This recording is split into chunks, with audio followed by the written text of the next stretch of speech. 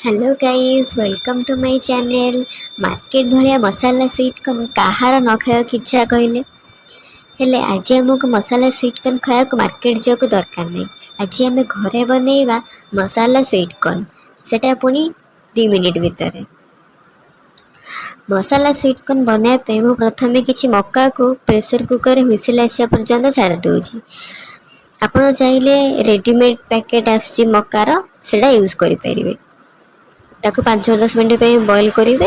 आउ मु 7-8 हुइसिल लेके मक्का को सिझाऊँ। मक्का सिझ सारा मु तार कर्नेल्स को अलग कर दूची। मक्कार कर्नेल्स को मक्का ठंडा हवा पर मक्कार कर्नेल्स गुडी को अलग कर दूची।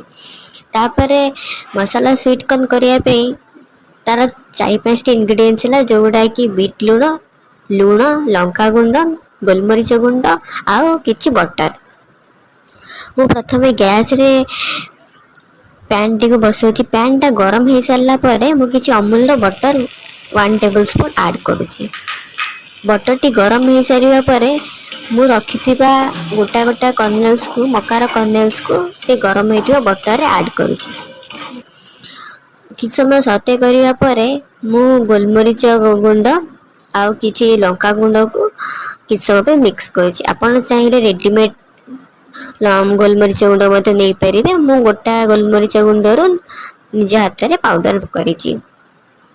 तापर किछ समय मसई गोलमरीच गुंड मसाला लंका गुंड मसाला को ऐड कर सारा पर मु ऐड करुँची बीट लूण आउ लूण लूण ऐड कर सारा पर आप किछ समय ताकू सते करेंगे।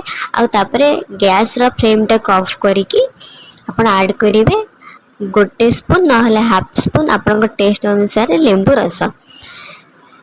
तापर रेडी हो आमर मात्र 2 मिनिट रे मार्केट भलिया स्ट्रीट स्टाइल मसाला स्वीट कॉर्न।